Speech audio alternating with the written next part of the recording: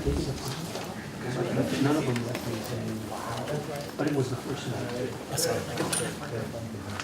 So, but I enjoyed it. Good afternoon, everyone, or good evening, I should say, sorry. My name is Nolan Gonzaba. I am on the board of the Rainbow History Project. We'll get started now, and if people trickle in, that'll be great. This is a great group, so thank you all for coming out. Like I said, I'm Nolan Gonzaba. I am on the board of the Rainbow History Project, and I am a doctoral candidate at George Mason University in American history, just over the river in Virginia, which apparently people think in DC you need a passport, but you do not need a passport to go to Virginia.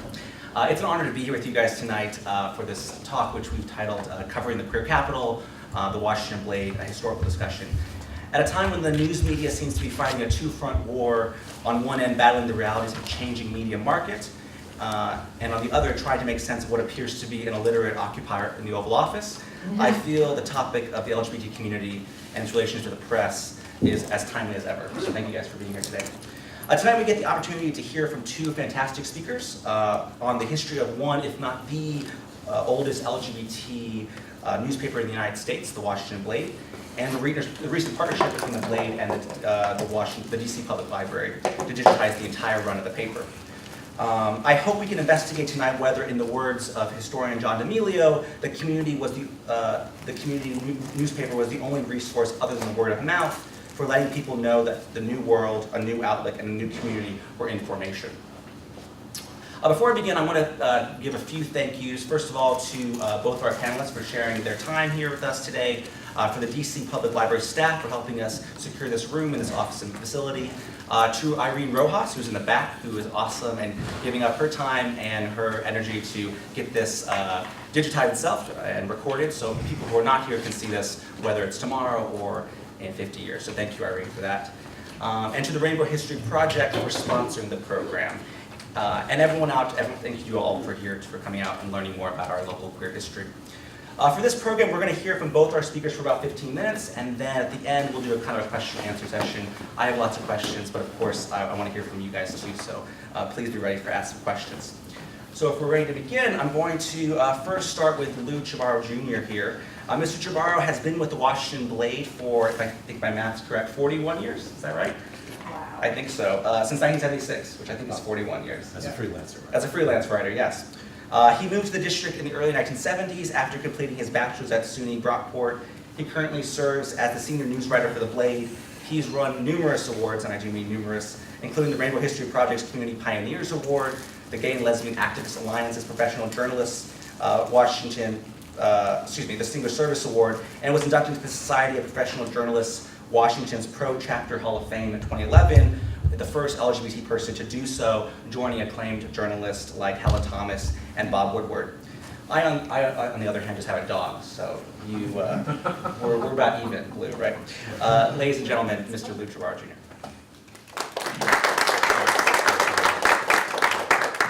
As Eric said, I'm hoping to have more of a dialogue once we go into the questions and answers, but I give a little bit of the history of the Blade. Some of you may know, some of it has been written about before, but just to go over quickly, as you may know, the Blade was launched and founded in October of 1969, shortly after the Stonewall riots in New York City.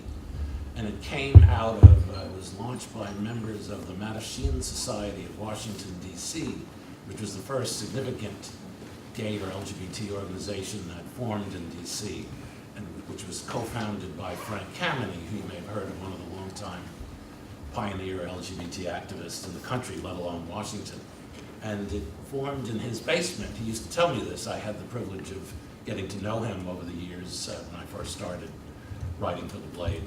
And one of the decisions they made, and I'm not sure if everybody agreed, but the initial decision was it would not be a newsletter or an arm of either the Mattachine Society or of the gay movement in DC, but it would be an independent news organization.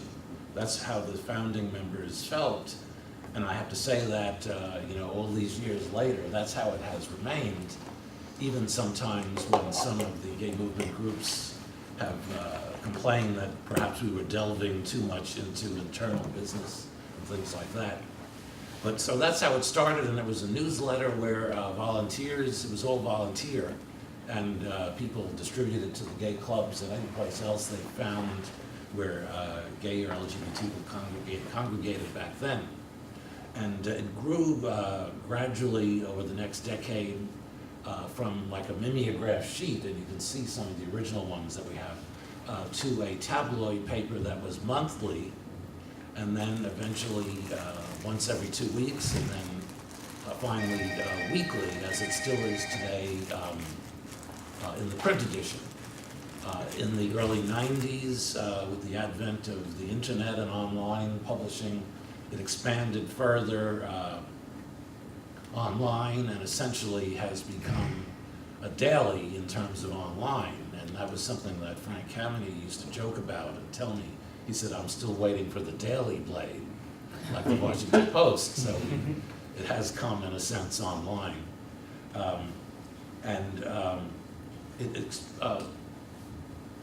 Due to changes in the publishing industry, not only impacting the Blade, but impacting the Washington Post and the New York Times and literally all the major dailies, the lifeblood of their revenue and the ability to have a staff and pay for what we like to believe was good journalism was based on display advertising. And with the advent of the internet, that has declined for all the publications. And that played some role, although there could have been some bad business decisions that in 2009, you probably remember the Blade parent company declared bankruptcy and the paper was shut down. But the staff, under the leadership of Lynn Brown, who's our current publisher, and Kevin Naff, the current editor, and a number of us who were still on the staff stayed around as volunteers while on unemployment to start another paper immediately. We didn't actually miss a week. It was called the DC Agenda, you may have seen, and that kept what was once the Blade going for about a year until Lynn and Kevin and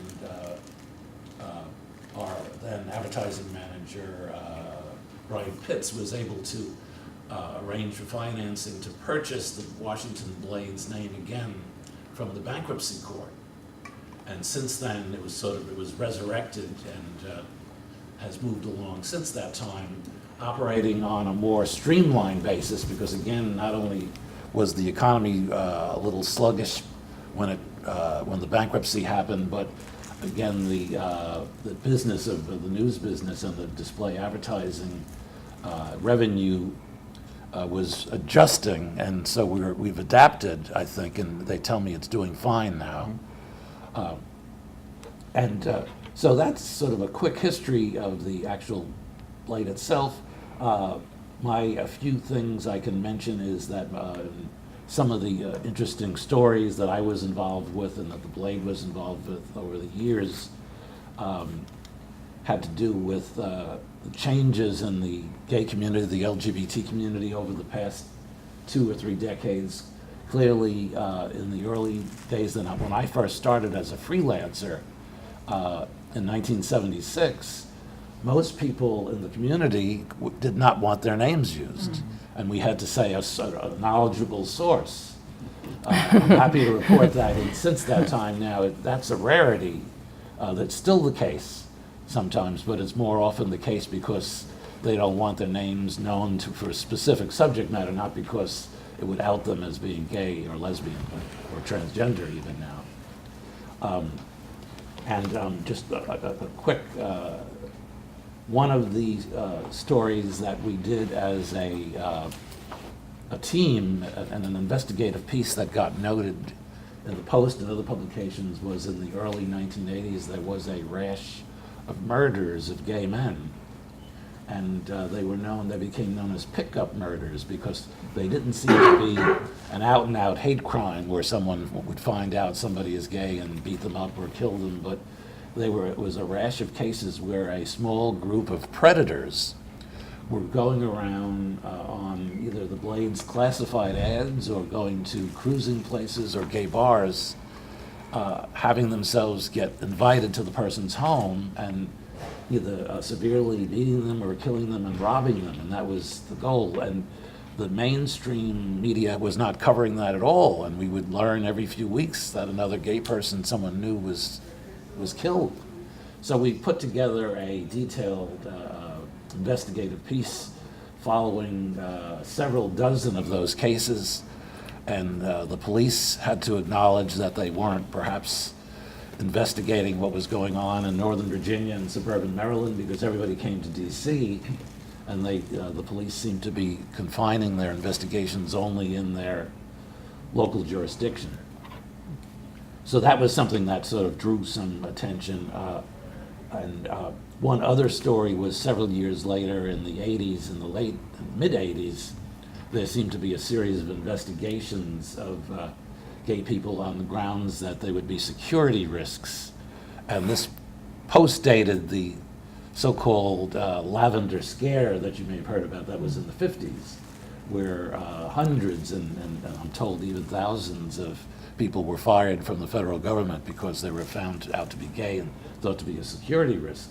But there seemed to be a bump in this coming back in the 80s, and we did an investigative story on that in conjunction with both the Advocate and one of the New York gay papers. Eric, you may recall which one was around then. It might have been the New York Native. Maybe, yeah. Back in the 80s, and that created some raised eyebrows across the city, and we would like to think that it maybe prompted the investigators to realize that gay people were no more of a threat than anyone else to national security.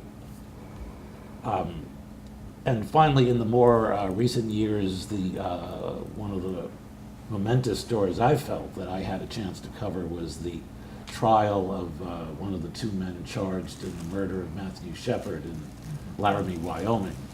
And that trial led to, you may have seen the play, the Laramie Project, which was moving and clearly a momentous experience of mine covering all these stuff. So with that, let me turn it back over to Kerrie then, and then we can take. I'm happy to take questions. Mind if I introduce you real fast? Yeah, sure, go ahead. Awesome. So we'll get back to Lou's talk about the history of it, but I now want to move to Kerrie Cotton-Williams, who will discuss a little bit about the digitization aspect. But before I do, I want to introduce the awesome Miss Williams. Miss Williams is a graduate of Dillard University in New Orleans. Wow, you went back. Sorry. Hey, you have a lot of education. So. Yeah. And she completed her master's work in American history and comparative women's history from NYU before getting her degree in library and archival sciences and information sciences management at Simmons College in Boston. Go Red Sox or no? No. Okay, sorry. I'm a big baseball fan, sorry. Since 2015, she has served as the awesome Special Collections Manager at the DC Public Library and in charge of the impressive collections they have there at the entire library. And many of them deal with the dynamic community that is the LGBT community in DC. Tonight she's going to talk about the DC PL's Blade initiative and the impact on the collection development for LGBT communities in the area. So ladies and gentlemen, Miss Williams. Thank you. I need to stand up. I think I'm going to have my back towards you, but that's okay. Just to give you, before I dim it, what happened to my screen? Oh, it'll come back up. Okay. So I just want to give you a background, some background information about how we partnered with the Blade. DC Public Library is, first of all, I want to say that MLK still exists. We are closed temporarily. Thank you. We're closed temporarily. We're moving into interim service locations. So the back of house operations, including digitization, happens not far from here at Penn Center. But we have 3 public service locations during interim, which is a 3-year period, at the Historical Society of Washington, where the Washingtoniana General Reference Collections are located, as well as selected materials from the Black Studies Center. We have archival collections, which are housed at a co-located storage facility, and they will be paged to the Library of Congress. And then we have the Peabody Room at Georgetown. So all of our public service locations will come back online May 8th, which is not very far away. Back to the Blade. So a couple of years ago, after I arrived at DCPL, I got a notification from one of our staff members who had been in contact with the Blade for a community project. And he said, that they might be interested in some kind of digitization project. This was after the DigDC, which is our digital access and content management system, launched, which is what you see here. It's how we present our digitized materials. And Lynn Brown, who's at the Blade, and other staff members were impressed with what we had to offer communities, the public, in terms of collections that were housed at the library. Our ultimate focus and our mission is to collect primarily within the local DC area, as well as regionally. And so looking at the Blade as a potential partner was a natural fit for us. We have some collections that deal with the LGBTQ communities in DC. While not all representative, they do represent some diverse groups, including the Faith Temple collection, which is located in the library. We also have vertical files as well as the Star collection, which is a digitized photograph collection that you can search online in its own website. When we talked to the Blade, a lot of the conversation was around rights. When we talk to communities, there's an emphasis to push things online, but we also have to be very aware of what the rights are in terms of who holds rights to present the materials to the public freely and available. So we had a lot of conversation with counsels and attorneys to talk about, the availability of these materials. How will we make them available? Are they downloadable? Can people share, PDF versions of the Blade? And I was very pleased to know that the Blade staff was very interested in making sure that people could, freely download PDFs of the newspaper. And they were very happy with the fact that we could grant rights to researchers to do that. But in terms of the photography, photographers oftentimes retain their rights to their photographs. So those images that you'll see in the digital collection are very low res JPEGs that you cannot download and reproduce. Okay. So just to give you a sense of where we are with the project, we launched the Blade online version last fall, late fall. It's about a 3-year project. The bulk of the first part that you'll see is the microfilm that we have at the library, and also the Blade has. It's from 1969 to 1995. There are some missing issues and pages, and we'll work with Lynn and the Blade to locate those papers and actually digitize those individually. The next step is to work with them on the photograph collection, which is largely housed at the Blade offices, but they also have a warehouse in Maryland, so we're looking forward to going to the warehouse. And eventually we'll look at their business records and see what within that collection we might be able to make available.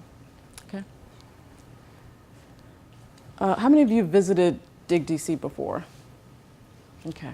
I wish it were more user-friendly, but we're using Content DM as our provider, so it sort of limits the way we can present material. But it's fairly simple.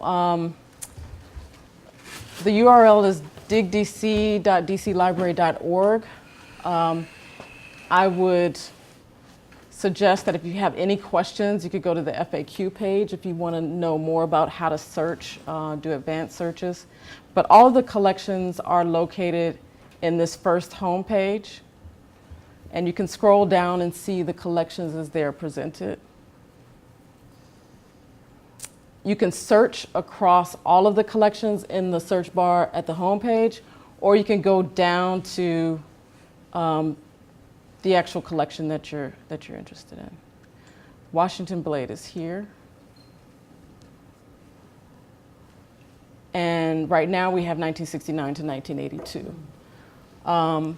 This pane is really just an exhibits pane. It's not going to show you like all of the collections in chronological order, but you can pull up an image of the digitized microfilm and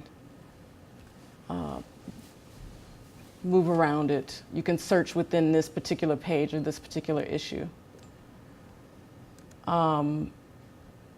If you're in the collection, whatever you search at this point will be in the collection. And you can do an advanced search. So I'd like to search by date because I want you to see the earliest issue of the Blade. Do you remember the date, Lou? What that? I believe, The first one? November 69? I think it was October. October 69. 69. Okay.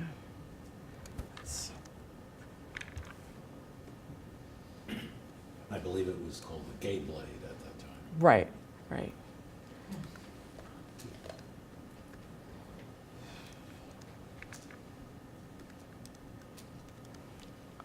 I'm usually faster, but I'm a little nervous. Okay, so this is November 1969. And it's one page. Yeah. So we do have, it's all keyword searchable because of the quality of the print. Not all of the words are keyword searchable in the earlier issues, but it certainly gives you a sense of like what the paper actually looked like. We have 2 digital curation librarians that make up our digital curation unit, and they're responsible for not only digitizing the Blade, but also creating the metadata, the descriptive language to identify and describe, keyword terms in the collection. So if you go down, you can look at the object description, and there are subject terms, which are Library of Congress subject headings that we use, as well as the location, the notes, which in this instance is, the volume and the number. There are 2 dates. There's the original date of the actual publication, but then there's the born digital date, which is when we actually digitized it. And then the source, who's responsible for digitizing that. There is something interesting in this earlier version, or in all of them. You can look at the PDF alongside the text. So if I wanted to search for a term, I would use that window to see and find the term. But as you can see, like, there are lots of, there's some missing characters here because of the quality of the print. I should say they get better as they go. Yeah. So the 80s versions are much better than the 1969 version. Right. So let's go to a later version of the Blade. And Eric, you've used this, right? Sure, yeah, many times. I should also say the 69 version, both of them, I believe until 1970, were all hand typed, right? I mean, it's not every copy, but the first copy was hand typed, so they had to fill in each of these stores. Yes. A mimeograph. Yeah, mimeograph. Yes, that's right. Yeah. So, so this is a 1984 copy. You can see that it's much easier to read. If we put in, I don't know, political as a search term. We'll probably get Lou's name. We'll get like all hits. So we can see where the term hits in here. Again, if you go to, it's 30 times it's located in this particular issue. If you look for the PDF and the text, it will show you in the text where the term comes up. So it makes it easier in terms of research to do that.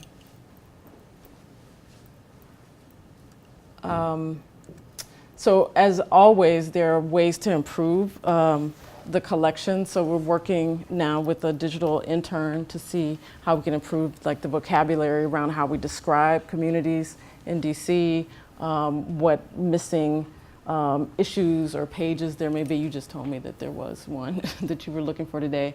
So it's a work in progress, and we hope that this launches more interest in communities, diverse communities around making resources available to the public. The Blade is a great example of an organization, they maintained their records, they're still in existence, but they also wanted to share the history that they've created. And so we were able to work out an agreement with them that is long-term and long-standing for them to be able to do that. It's also a really good way for us to speak to communities that have published sources that have not thought about, like, how do we make this available? How do we consider, working with archivists in communities? What's the possibility? What kinds of usage would you get, and what's the purpose of this? So it's really a teaching tool for communities, for us, in terms of expanding, how we collect and develop around archives that represent LGBTQ communities in DC. So thankfully, Eric, invited me to participate in this program, but we've worked together before. And one thing about DC, and I came from Atlanta, is that repositories work together. So we're really interested in speaking to communities as sort of a collaborative network. Awesome. All right. Thank you. Thank you. Awesome. Thank you, Lou. So I'll start off the questioning, if you guys don't mind, and then I'll open it up. On the topic of togetherness, I want to start with Lou a little bit. You talked about how you ran stories with The Advocate and a New York publication. How often was collaboration with other gay newspapers since you've been there in the 70s? I don't think it was too often. Okay. It seemed to be. That was something that seemed to be very momentous, and we knew some of the lead reporters of both The Advocate, I think, and the New York Native. Sure. And is there any reason why these newspapers were not working together? I don't know whether it was just because they're in separate cities of some distance, and logistically it might have been more difficult. Sure. And there's always a little bit of competition for breaking national stories. Sure. That may have had a role in it. Sure. And so did the Blade see itself more as a reporting on national LGBT news, or more as a local paper for the LGBT community? I think it tried to be both, Okay. really, as best we could. Okay. Interesting. Awesome. And you mentioned earlier at the very beginning that you had to keep, for a long time, your sources had to be anonymous. Did that also apply to the journalists working at the Blade, or? It did in the early years, and I have to say, myself included. Sure. I started as a freelancer, and I was working full-time in other places at one point. I was with a publication that wrote about stuff that I thought I was eventually going to do in my career, because I started out as someone wanting to go into environmental, energy and environmental and conservation issues. Sure.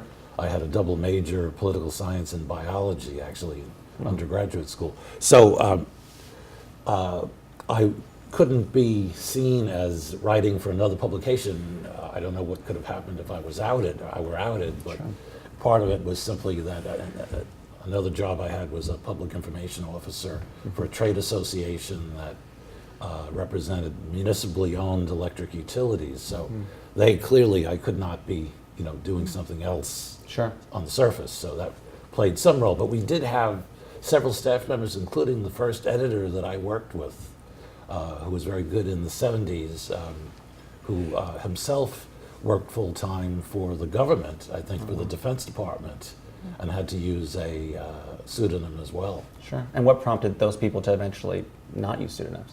I think what happened was, when the Blade was able to continue its growth and be able to sustain enough revenues where we could all be paid Sure. a livable salary. Gotcha. That happened gradually. Sure. That sounds great. Any questions on that? Oh, yeah, sure. On that? No. Or a general question, yeah, please. I have lots of questions, so the audience questions are better. Can you speak to the Blade's role in other cities? The Blade publications have been in other cities, I understand. Like, wasn't there a Baltimore Blade? Was that not? No, there wasn't.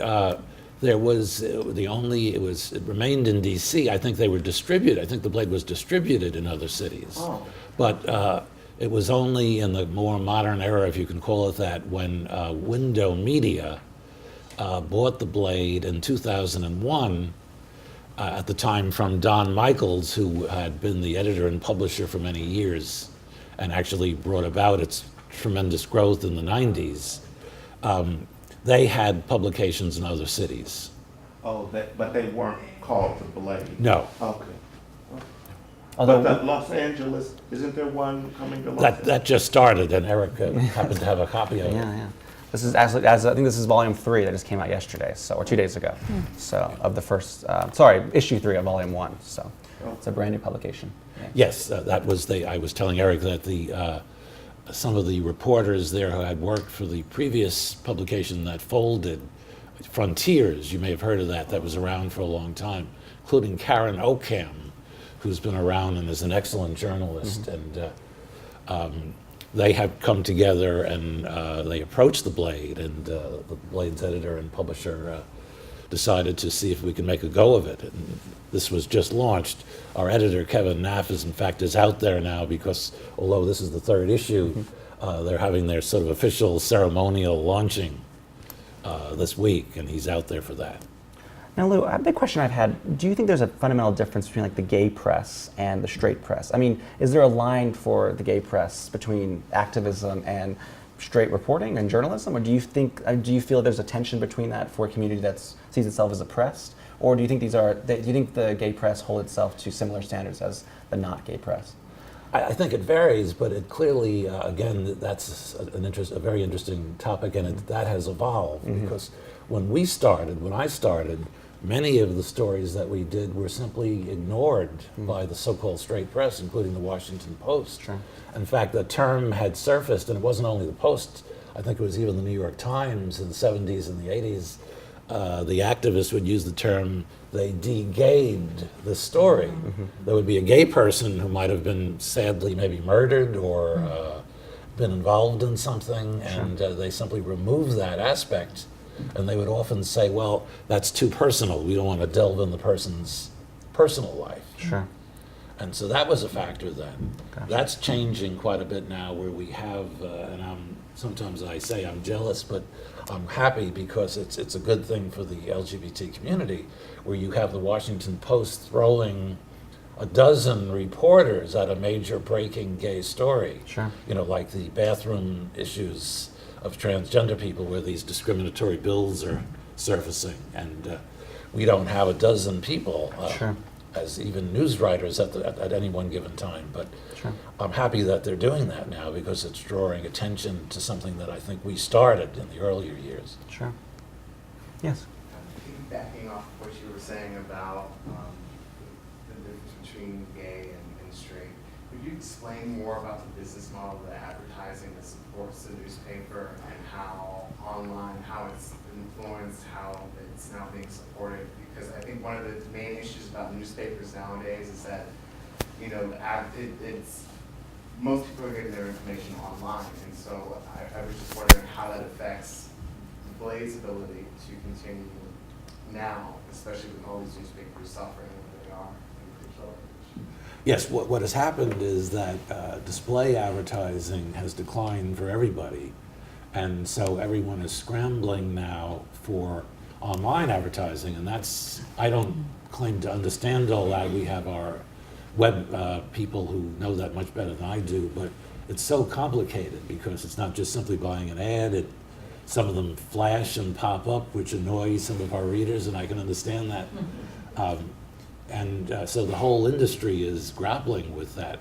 But if you look back in the 90s, at the peak of display advertising, the Blade was often 100 pages long due to this advertising, and now we're much smaller in terms of advertising.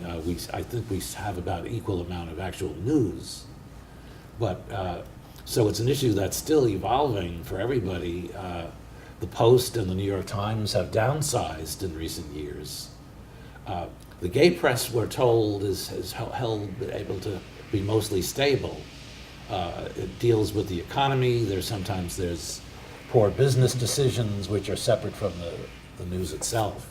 But in your early years while you were there, much of the gay press was funded by local businesses, gay businesses, yes? Did that ever affect your reporting at all? Not your specific reporting, but the Blade's reporting at all? Did it ever problematize what you guys were covering? There could be issues of that. I mean, you're right, and that was another major development that in the later years, as the community matured, the LGBT community changed. Larger businesses and corporations suddenly became happy to advertise, Sure. which they would not do at all in the early years. But it did lead to some conflicts for us, and you had mentioned earlier that there were some cases of discrimination where gay bars in DC, and I'm sure other cities as well, were charged with discriminating against people based on race. And the Blade and some lawsuits were filed, and we reported that in great detail. And at least one or two of the clubs then banned the Blade because we were covering that. And the bars were one of the main distributors of the newspaper. Yes, back then, yeah. they were not distributed anymore. Yeah. For a while, that eventually new owners came in, and I think some of them changed. But Sure. Well, to piggyback on distribution, Kerrie, because you're an archival specialist, just since the launch last fall, I'm curious about the demographics and the response of the Blade digitization. I mean, who do you think is, I mean, you get probably lots of research requests, but who do you think is mostly using the resource? But is it just me, or is there a lot more people doing it? It's you. No, it's you. It's actually the Blade and also researchers. Okay. We are trying to, one of the issues with all digital collections is to point people to collections to actually have them use them and to figure out, to measure what that means. So not just, hits on a page, but how do we get, a better understanding of how this material affects people's lives. Sure. So we're still working around how do we create measurements for that? Sure. But we're certainly getting hits, and demographically it's mostly local, and we have some regional. We do have researchers that are coming from all universities and colleges from across the country, and many of them are really excited because there basically is no limitation to educational use of the Blade. The commercial licensing around publication actually goes back to the Blade. That's a request that has to be made to the Blade itself. Sure. But we're able to be the rights grantor to education. Fantastic. People using it for education purposes. That's fantastic. And just to kind of piggyback off that, Vincent Slatt, who's the head of our archival collections at the Rainbow History Project, often tells us that his work with the we keep all of our archival stuff at the Historical Society of Washington, and they always tell us that of all the collections they have there, the LGBT collections, our LGBT collections, are the most used of the entire special collections there. So it's a pretty exciting stuff that LGBT history is so popular right now.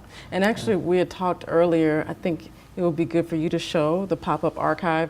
What archivists are really excited about is to share collections and to point people to relevant collections. And so there is Lou's radio programs, I don't know, the span of years that you all have digitized and now made freely available to people who want to listen or research and using them. You want to show? Yeah, I can circle that later, but Okay, I have a good. question first, if you don't mind. I had two questions, Kerrie. Number one, have you thought of, or is it possible, I don't know if it even is, that you could like integrate your search function into the Blade's website? Because like when I go to the Blade to search the Blade's website, I don't have a search tool that kind of lets me do my search either in their current website or in the archival view all at DigDC.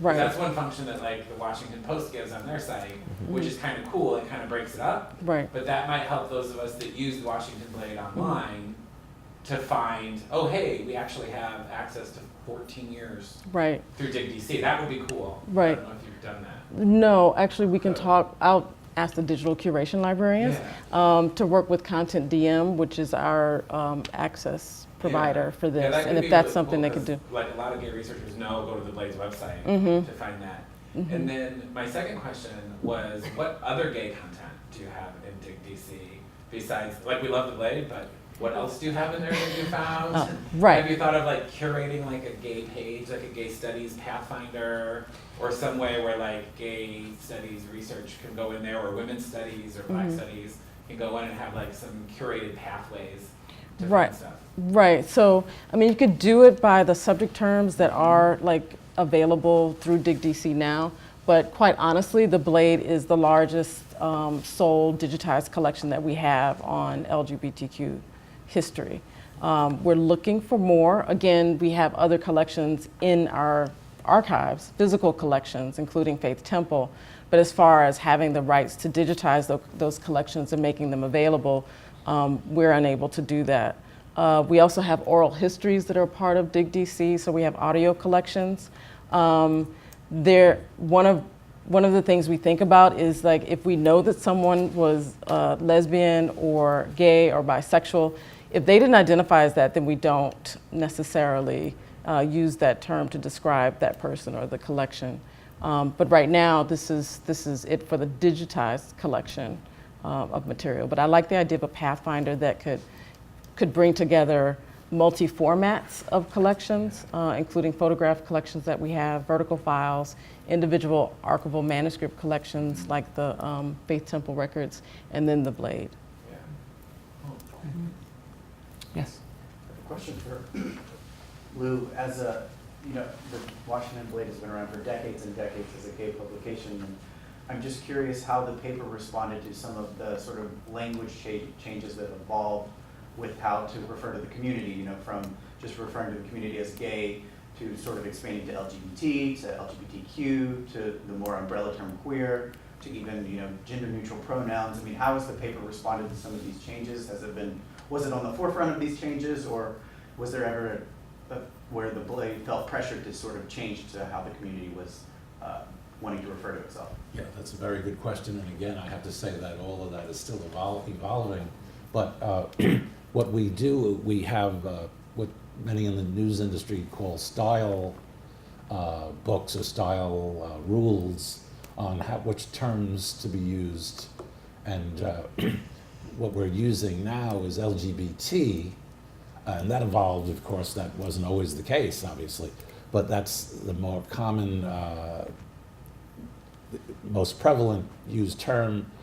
We, of course, if others are using other terms, we will quote them and put that in quotation and we don't censor anybody.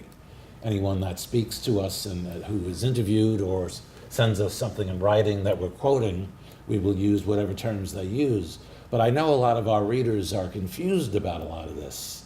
And I hear both sides of it because I know people who are just sort of, you might say, regular guys out in Virginia or Maryland, whatever, or even some lesbians who don't know what all these terms mean. I just did a story on the latest development in this planned LGBT march on Washington.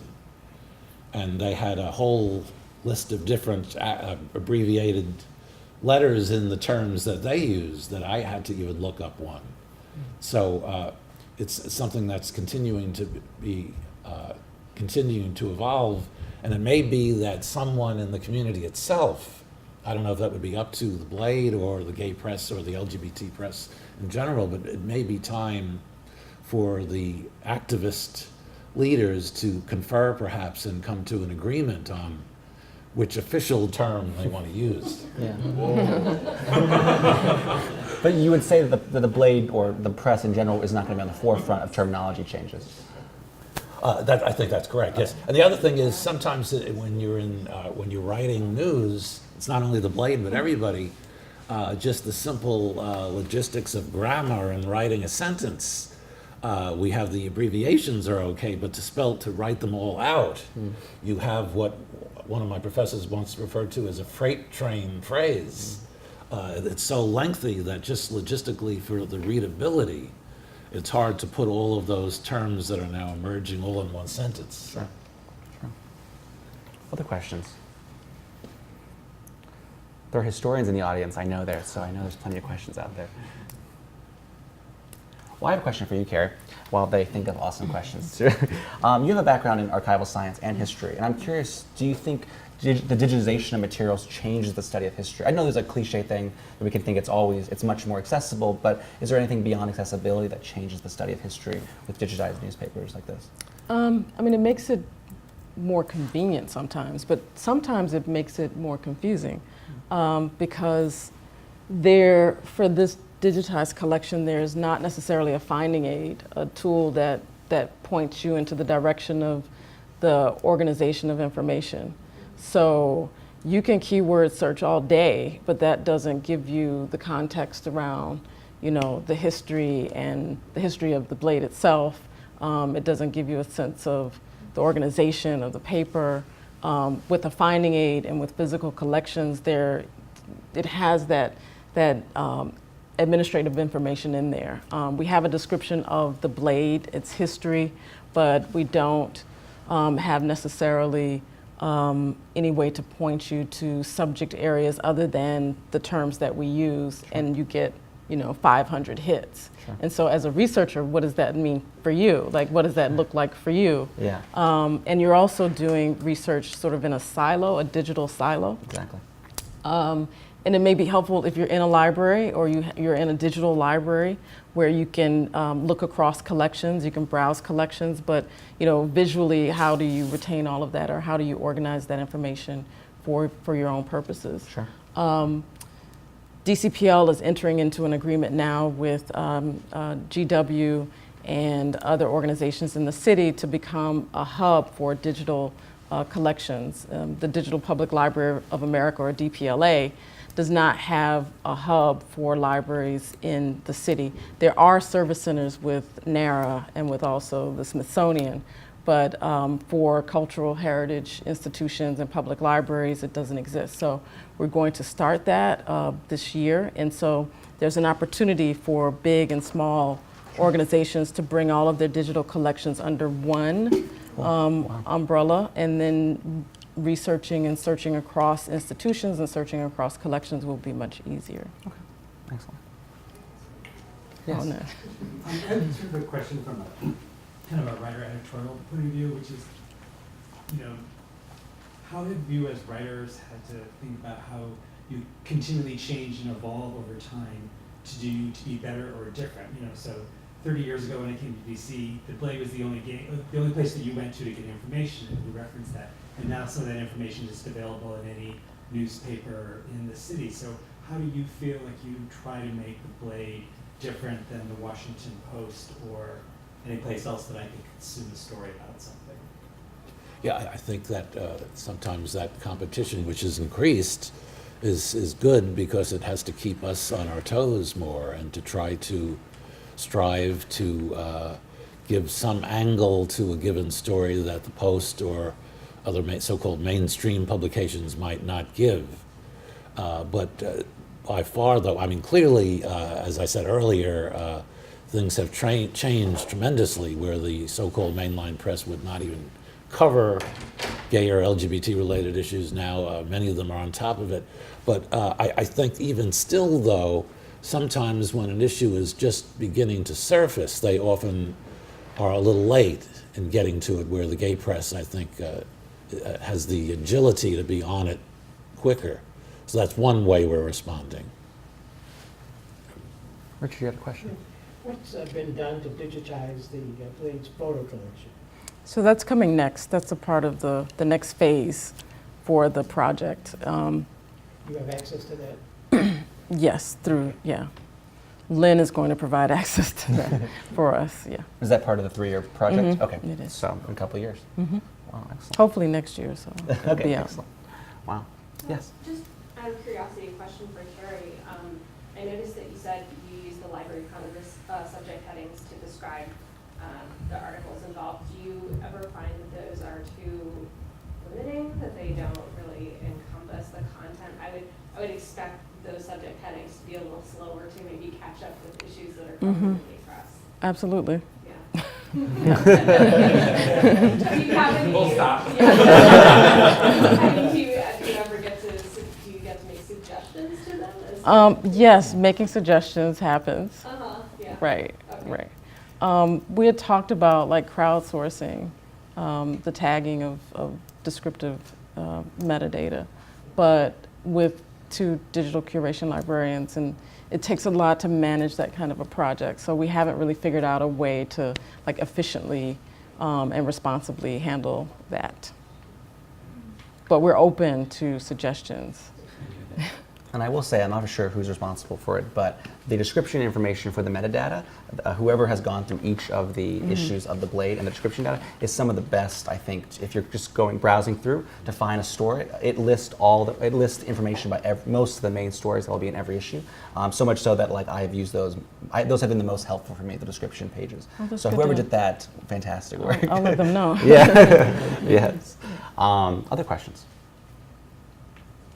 I promise I'll keep this under an hour, but we have like 5 more minutes or so. Lou, I'm very curious. So you have been as part of the main politics writer of the Blade, you've been inside the White House press room. And I'm curious, can you tell us about that experience, about being a reporter for the Gay Blade, or for the reporters who have been there? What's it like to represent a gay paper among the national press? I think I was surprised that, for the most part, our colleagues in the business and for other newspapers were very cordial. And going back, I think my first time there was under Reagan at the White House in the press room. Sure. And I don't know whether it was because of the subject matter that we cover, LGBT issues, but I mean, the frustration was to get the press secretary and on the occasion of the president, which were less frequent because there's not as many press conferences as the daily briefing, but to have them call on you because they generally favor the larger, the networks, the New York Times or the main dailies. Sure. And it wasn't only me and now our current White House reporter, Chris Johnson, but it seems to be a pattern with other smaller publications too, seem to sort of have a back seat sometimes. Sure. Did you feel like when you were in the room that you were like being looked at as the gay press, or were you just part of the press room? I'm just curious. If it was the latter, it would have been less obvious. Sure. I didn't get the impression that anyone was startled or anything like that. Sure, yeah. And sometimes the way it works there is there are people who have what they call the hard pass. It's a permanent White House press pass, and we've had that over the years. But other smaller papers, if they don't have a permanent press pass, can call and request to come in just for one briefing if they want to ask about a breaking story that they're working on. Sure. So there's a rotating group of people in the press room all the time, in addition just to the main people that only cover the White House. Okay. So before we wrap up, I want to go to Vincent, who's going to talk a little bit about our Friends initiative. But I believe before we do that, Vincent, are you aware that, I think, Lou, you were part of the Friends Radio for a while, weren't you? For a while, yes. Yes. In the latter part of it. And Vincent will talk about what Friends Radio and our work of getting that digitized, or actually mostly Vincent's work of getting that digitized. So, Vincent. Thank you, and thanks for a little bit of time. Like you said, my name is Vincent Slatt. I'm one of the board members with Rainbow History Project. I've been working on a separate project from this one. We had, here in DC, we had a radio show called the Friends Radio program. It was out of George Washington University for several years, and then out of Pacifica Radio after that. So we inherited from one of our founders we think it's about 300 hours worth of content, which we have since digitized and put online, radio broadcasts from the 70s and into the early 80s. So it dovetails very nicely with this collection here, and I was talking about it with Kerrie right before we got started, and so she said, oh, they'd like to see that too, probably. So I wanted to show you just kind of a test case for how I've been using the Digitized Blade to work with our digital radio programs. So if I'm just going to switch over, sorry for giving my back to you a little bit here. Just search here in the Blade. She'd given us a couple, Kerrie had given us a couple examples earlier, but I'm going to search specifically for one of the gay movie theaters that we used to have in the community. It was called the Janus Theater. I don't know if anyone remembers it or had been there. So if you go, the website where the digital radio is, it's called the Popup Archive.com. It's free to search, free to listen.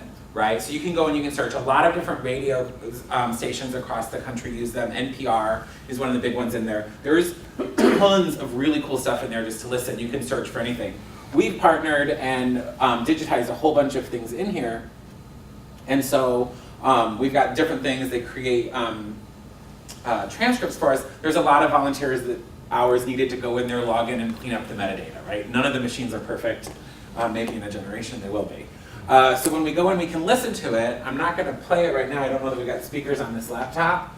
But it goes ahead and it creates a transcript.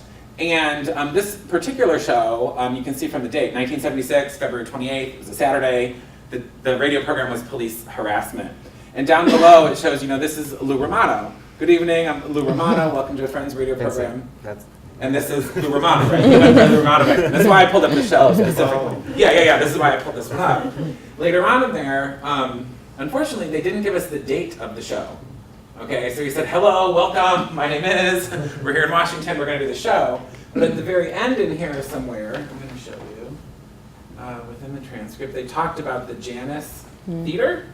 okay? And they gave on and they gave some announcements. And they said what movies are playing. It's playing on March the 3rd, the Janus Theater. I'm like, oh yeah, how am I ever gonna figure out what was playing at the Janus Theater on March the 3rd?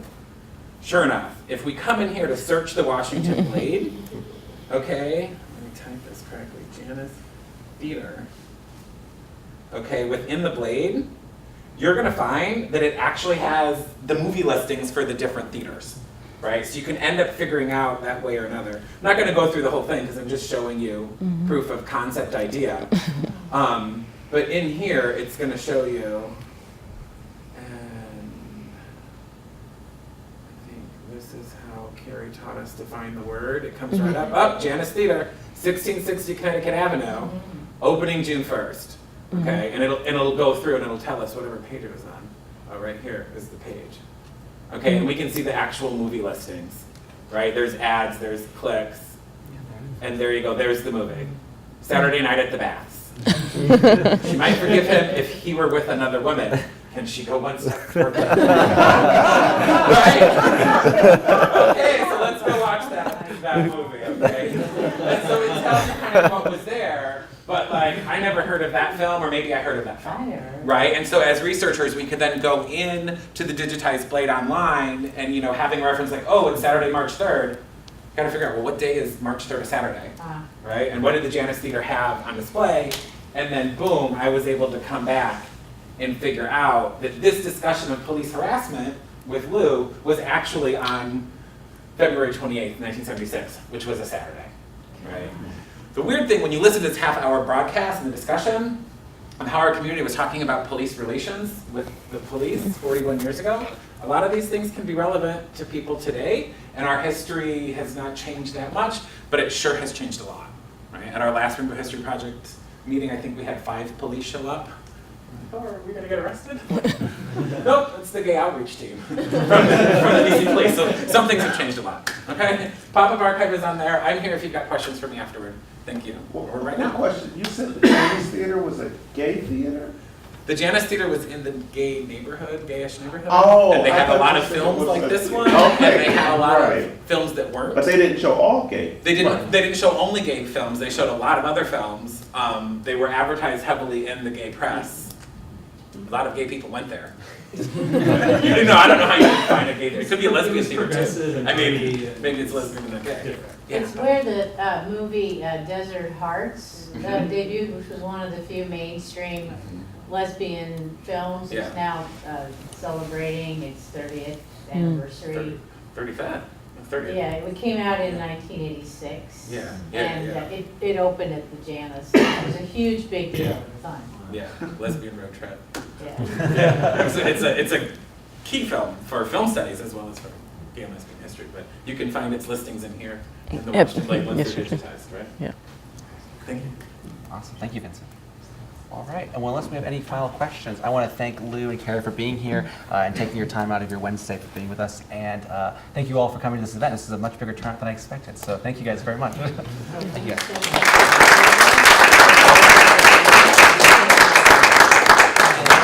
One more quick announcement. So if you're interested in like signing up for our newsletter through MailChimp, please take one of these postcards, or you can go on our website and we can keep you updated about our service plans and what collections are available there. Thank you guys very much.